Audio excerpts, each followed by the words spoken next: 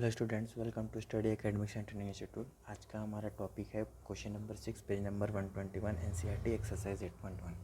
तो हम लोगों ने इससे पहले के वीडियोज़ में क्वेश्चन नंबर 5 तक किया हुआ है। आज हम उसका क्वेश्चन नंबर 6 करेंगे। ठीक है, तो चलिए क्वेश्चन पढ़ते हैं।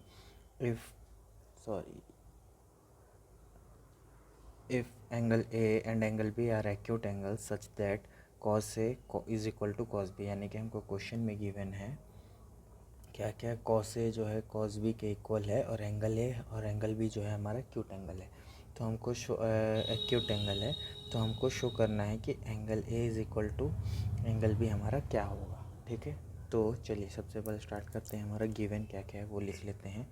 तो गिवन हम लोगों को है cos A is equal to अपना कॉस बी दिया हुआ है। ठीक है, एंगल ए और एंगल बी प्रूफ करना है। ओके, तो सबसे पहले हम एक ट्राइंगल बना लेते हैं।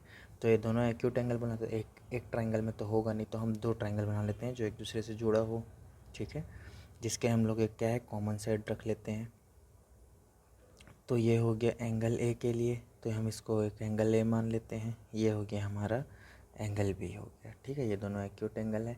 ये हमारा 90 है, ये हमारा 90 है, तो हम इसको सी मान लेते हैं, इसको टी मान लेते हैं। तो हम लोगों ने जब ये चीज़ फॉर्म किया तो हम एक चीज़ देख रहे हैं, कंसिडर किया तो हमारा C D is perpendicular to line A B, ये आ गया हमारा।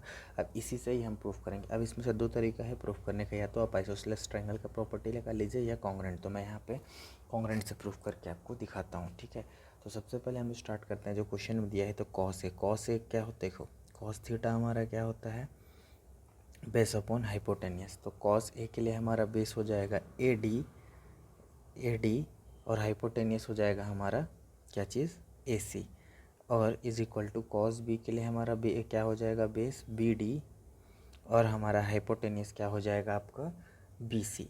ठीक है, तो ये हम लोग को ये हम लोग को क्वेश्चन में गिवन था, जिससे हमने लिख लिया। तो मैं इसको इज इक्वल टू के कर देता हूँ, एक कांस्टेंट के ले लेता हूँ।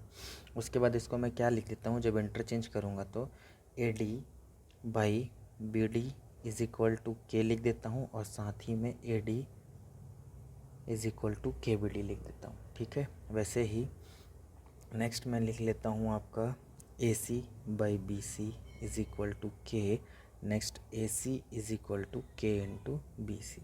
ठीक है, ये हो गया।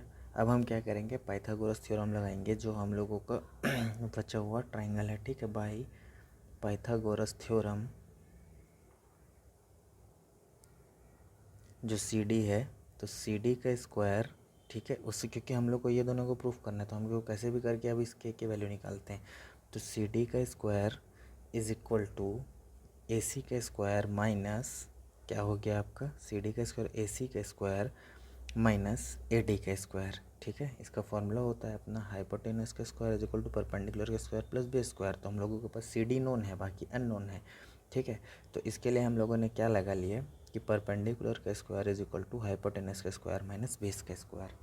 ठीक है, तो इस ट्राइंगल के लिए आ गया। फॉर ट्राइंगल कौन से, ट्राइंगल ए सी डी के लिए हमने वो कर लिया। अब ट्राइंगल बी सी डी के लिए हम लगाएंगे क्या चीज़, आपका सी डी का स्क्वायर। ये इसको कॉमन कर लिया है। ठीक है, कॉमन इसलिए किया क्योंकि इसको हम लोग एक बार कर सकते हैं। तो सी डी का स्क्वायर इज इक्वल टू हो जाएगा बी सी का स्क्वायर माइनस बी डी का स्क्वायर। ठीक है, अब ये दोनों को एक दूसरे के इक्वल कर लेते हैं। ठीक है, तो ये हो जाएगा आपका ए सी का स्क्वायर माइनस ए डी का square is equal to B C का स्क्वायर माइनस बी डी का स्क्वायर। ठीक है, अब देखो ये अभी जो यहाँ पे हम लोगों ने लिया था इक्वेशन 1 और इक्वेशन 2 को, हम उसको यहाँ पे A C is equal to k B C और A D is equal to k B D, तो अब उसको हम लोग यहाँ पे क्या है आपका प्रूफ कर दे, वो कर देते हैं, पुट कर देते हैं।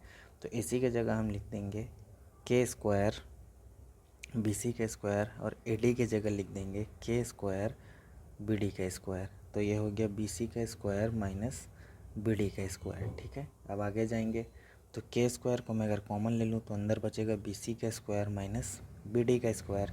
तो इज इक्वल टू क्या हो जाएगा आपका बी सी का स्क्वायर माइनस बी डी का स्क्वायर के इक्वल हो जाएगा। इसको कैंसिल कर देते हैं, तो के स्क्वायर का वैल्यू मेरा 1 आ गया। ठीक है, तो के मेरा आ जाएगा प्लस माइनस 1। ठीक है, तो के का मैं वैल्यू 1 ले लेता हूँ। तो मैं इस तरफ करता हूँ, तो जो के का वैल्यू है, अगर मैं इस के की जगह में प्रूफ कर दूँ तो पुट कर दूँ, के इज़ इक्वल टू 1 को मैं पुट करता हूँ, तो A C is equal to मेरा बी सी आ गया। ठीक है, यानी कि ये वाला एक दूसरे के मैंने इक्वल आपको दिखा दिया। इसके लिए मैंने ये पाइथागोरस थ्योरम किया था।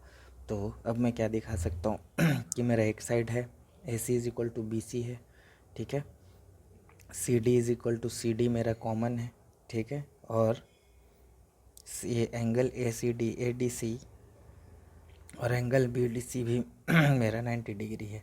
तो या तो आप साइड साइड एंगल आप इससे दिखा सकते हो, ठीक है। तो मेरा ए बी जो है बी सी, उतना करने की भी ज़रूरत नहीं, क्योंकि हमारा directly A B is equal to B C आ गया है। तो हम लोग आइसोसेलेस ट्रायंगल से क्या कर सकते हैं कि angle A is equal to angle B हम लोग क्या है डायरेक्टली यहाँ पे हैंस प्रूव्ड बोल सकते हैं, ठीक है। इसको एक बार और मैं आपको बता देता हूँ अच्छे से। मेरे को क्वेश्चन में गिवन था cos A cos be given था, ठीक है। मैंने उससे क्या किया, कॉस ए अपना जो कॉस थीटा जो बेस अपॉन हाइपोटेनस होता है, तो कॉस ए को मैंने क्या कर लिया, मेरा बेस ए डी है इस ए के लिए और मेरा हाइपोटेनस ए सी है, मैंने ये लिख लिया। कॉस बी के लिए मेरा बेस बी डी है और हाइपोटेनस बी सी है, ठीक है।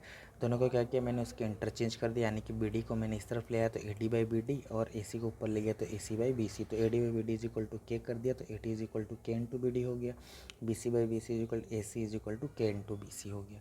उसके बाद पाइथागोरस थ्योरम लगाया। पाइथागोरस थ्योरम इसलिए लगाया ताकि मैं इस के की वैल्यू फाइंड कर सकूं, क्योंकि मेरे को इस दोनों को मैं अगर प्रूव कर दूं तो ये मेरा आइसोसेलेस एंगल की तरह वर्क करने लगेगा। तो भाई पाइथागोरस थ्योरम सी डी का square is equal to A C square minus B D square, वैसे ही सी डी एक ए सी डी ट्राइंगल के लिए बी सी डी ट्राइंगल का C D square is equal to B C square minus B D square, ठीक है। उसके बाद ये दोनों क्या हो गया, ये दोनों सी डी, तो ये दोनों भी इक्वल हो गए। तो A C square minus B D square B C square minus B D square. बस अब ये ए सी का वैल्यू मैंने यहाँ से उठाया और यहाँ से मैंने ए डी का स्क्वायर ए डी का वैल्यू मैंने यहाँ से उठाया, वैल्यू पुट किया तो K square B C square minus K square B D square is equal to B C square minus B D square. तो के कॉमन निकाला तो B C square minus B D square एक दूसरे के equal है, उसको कर दिया तो के की मेरी वैल्यू आ गई +-1। कुछ नहीं किया मैंने, ये इक्वेशन 2 में के वैल्यू 1 ले जाकर पुट कर लिया तो A C is equal to B C हो गया। तो ये मेरा आइसोसेलेस ट्रायंगल हो गया और आइसोसेलेस ट्रायंगल की प्रॉपर्टी वजह से इस एंगल को इस एंगल के हमने इक्वल कर लिया, ठीक है। तो आज के लिए सफिशिएंट है, मिलते हैं नेक्स्ट वीडियो में नेक्स्ट टॉपिक के साथ नेक्स्ट क्वेश्चन के साथ। तब तक के लिए थैंक यू। मेरे चैनल को शेयर कर दीजिए, लाइक कर दीजिए, सब्सक्राइब कर दीजिए।